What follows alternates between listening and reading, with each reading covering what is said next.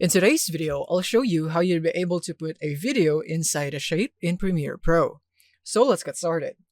So first of all is that you would need the tool right here. So make sure to navigate here into your tools and go into the shape tool, which is this one. So I currently have the rectangle tool. If you'd want to switch to other shapes, is that you simply want to hold down right here, click on the shape or the shape that you have selected, and then from here you can now choose between a rectangle or ellipse or maybe polygon. So let's say I'm going to go for polygon for a more unique shape. And then once you have selected the tool, you want to go here into your video and draw out the shape. So it's this one. So this is a triangle.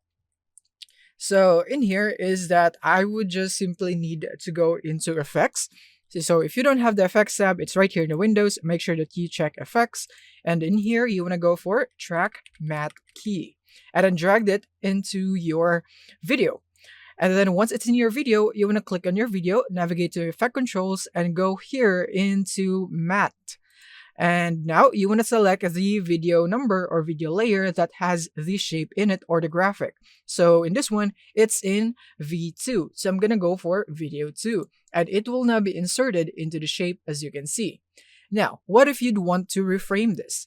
So you can move your graphic right here if you would want to move the shape on the video. But if you would want to move the shape plus the video itself, you would want to move the video right here. So when I move the video in here, as you can see, everything would also move. And as you can see, this one is cut off. So I would need to move the shape a little bit to fix that. So here it is. So that's it on how you'd be able to put a video in your shapes here in Premiere. Thank you for watching and see you in the next one.